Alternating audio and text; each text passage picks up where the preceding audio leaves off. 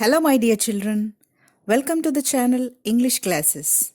How are you all? Hope you are doing good.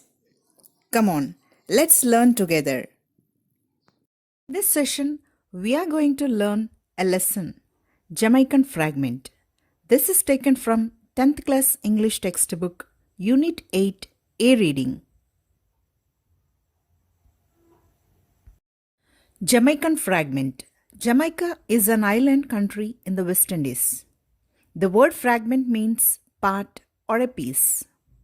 This is the story about a man who, during his regular walk to and from his work, confronts an action of inferiority.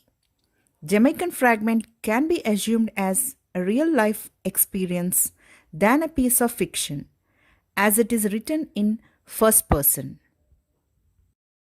Let us first know about the author. Arthur Lemieux Hendricks was a Jamaican poet, writer, and broadcasting director, known as Mickey Hendricks in his broadcasting career. He was born in 1922 in Kingston, Jamaica, to a Jamaican father and a French mother. He was particularly well known for his contributions to the Christian Science Monitor, the Daily Gleaner, and BIM. He also contributed as a columnist and literary critic to the Daily Gleaner. He died in 1992 at the age of 69. Now here is a glossary. Be flanked by, to have something on one or both sides.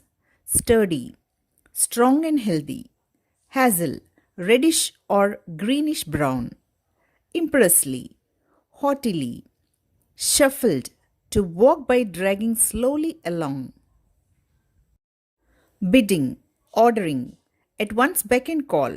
Be ready to do what someone asks. Stride, to walk with long steps. Abjectly, completely without pride. Impute, claim that someone has done something unjustly. Now let's begin the lesson. Every day I walk a half mile from my home to the tramcar lines in the morning and from the lines to my home in the evening. The walk is pleasant. The road on either side is flanked by red and green roofed bungalows, green lawns and gardens. The exercise is good for me, and now and then I learn something from a little incident. One morning, about halfway between my front gate and the tram track, I noticed two little boys playing in the garden of the more modest cottages. The narrator daily walks half mile from home to the rail tracks to reach his office, and in the evening back home. He enjoys the walk.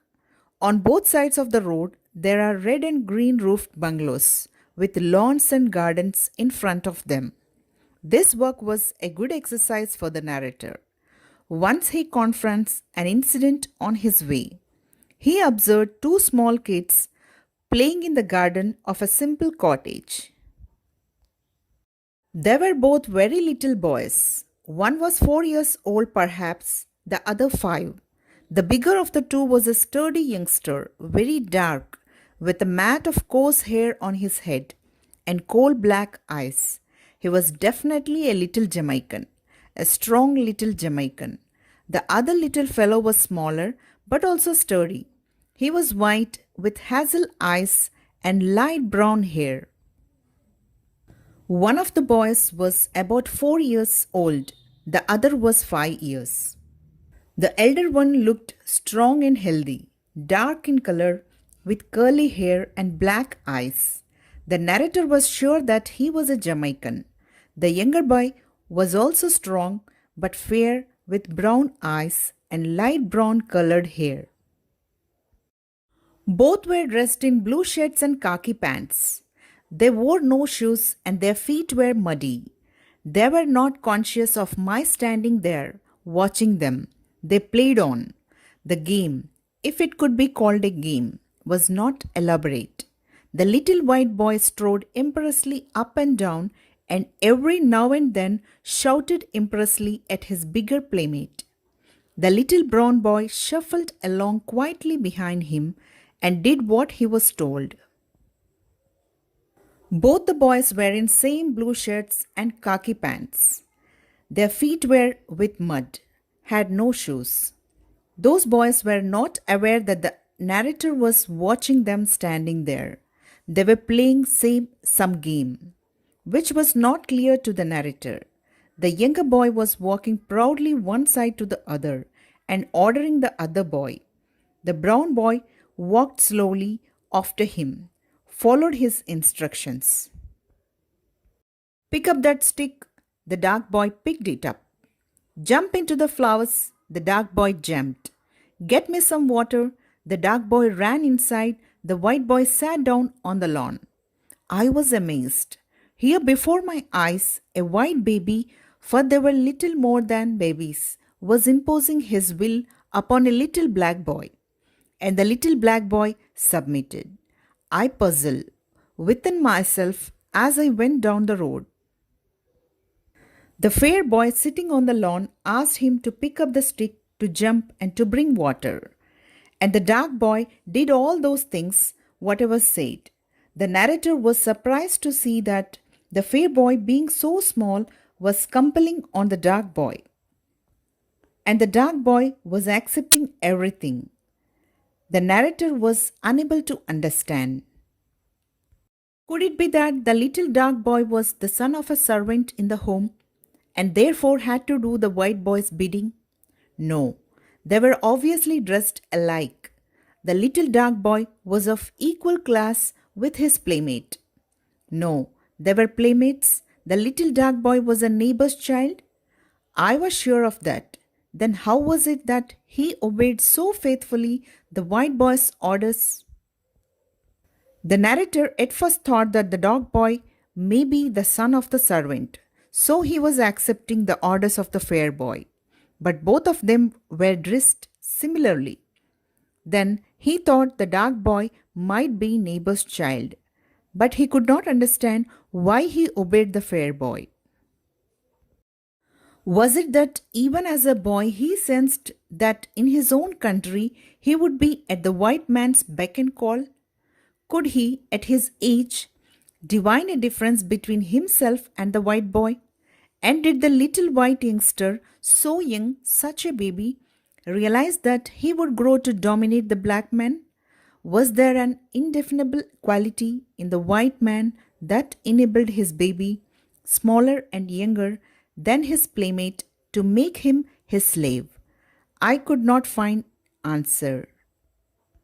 The narrator thought that being such a young boy, how could he feel that he is inferior to white? And the fair boy in such a tender age understood that he can dominate on the black. How could the fair boy make the dark one as his slave? Is there really any such quality in the white people? The narrator could not get any answers for his questions. I could not bring myself to believe such a thing, and yet, with my own eyes, I had seen a little dark boy take orders from a little white boy. A little white boy, obviously his social equal and younger and smaller. Were we, as a race, really inferior? So inferior that even in our infancy, we realized our deficiencies and accepted a position as the white man's servant. For a whole day, I puzzled over this problem. For a whole day, my faith in my people was shaken. When I passed by the afternoon, the little boys were not there. That evening, I thought deeply on the subject. The narrator could not believe his eyes, the white boy dominating his playmate, who was little elder to him. Really, the black race was such low, so inferior that even playful kids know and accept their position as servant? The whole day the narrator was not able to understand. While returning in the afternoon, those boys were not there. Still, the narrator was thinking about the same thing. The next morning, the boys were there again, and a man was standing at the gate watching them. I stopped and looked, just to see what the white boy was making his little servant to do. To my utter astonishment, The little dark boy was striding impressively up and down the lawn while the white youngster walked abjectly behind him. Get me a banana. The little boy ran into the house and reappeared shortly with a banana. Peel it for me. The little white boy peeled the banana and handed it to his dark master. The next day, the narrator observed the boys. But to his surprise, the dark boy was walking proudly and ordering the fair boy, and he was obeying him. He brought banana, peeled it, and gave it to him. I saw it now. It was indeed a game I had played as a child. Each boy took it in turn every alternate day to be the boss, the other the slave. It had been great fun to me as a youngster. I smiled as I remembered. I looked at the man standing by the gate. He was a white man. I remember what I had thought yesterday. He, no doubt, I thought to myself, was wondering if the black race is superior to the white. Now the narrator understood that it was in fact a game, which he too used to play in the childhood. Each of them took the role of the boss and slave on alternate days.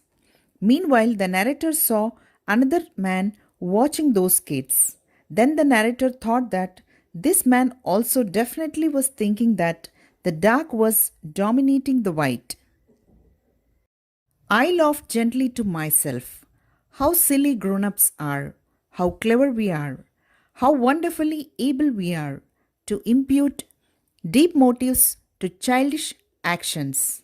This man, I said to myself, will puzzle all day on whether the blacks will eventually rise and rule the world. Because he thinks he sees a little black boy realizing at a tender age his superiority over the white. I will save him his puzzle. I will explain it to him. I went across to him. The narrator laughed at himself gently and thought that though grown ups, they were thinking in a childish manner, and he was thinking about the man. He too will be in confusion the whole day. He might think that the black are going to rule the world, as he was watching the dark boy dominating the white boy.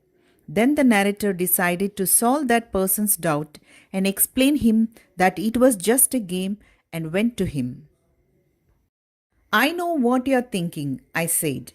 You are thinking that maybe the black race is superior to the white because you just saw the little dark youngster on the lawn ordering the little white boy around. Don't think that. It's a game they play. Alternate day, one is the boss and the other servant. It's a grand game. I used to play it, and maybe so did you. Yesterday, I saw the little white boy bossing the dark one, and I worried all day over the dark boy's realization of his inferiority so young in life. We are silly. We grown ups, aren't we? The narrator went to the man and said that he might be thinking that the black race was superior to white, as the dark boy was ordering the white one, but asked him not to think so. It was just a game. He too might have played in his childhood. The previous day, the narrator too thought that in the same way and was worried about it. Then he realized it later. The man was surprised at my outburst. He looked at me smiling. I know all about the game, he said. The boys are brothers, my sons. He pointed to a handsome brown woman on the veranda who had just come out to call in the children. That's my wife, he said. I smiled. My spirit laughed within me. This is Jamaica. I said in my heart, this is my country, my people. I looked at the white man. He smiled at me. We'll miss the tram if we don't hurry, he said. That man smiled at the narrator and to his surprise said that he already knew about the game and those two boys were brothers and also his sons, and showed the brown lady standing in the veranda and said that she was his wife. The narrator smiled at himself and thought this was his country, Jamaica. This was his country and his people.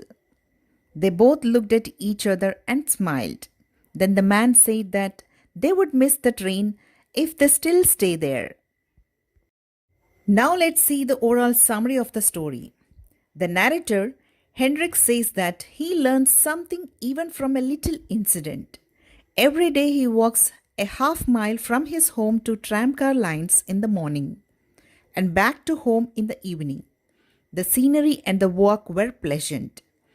On either side of the road, there were bungalows, green lawns, and gardens.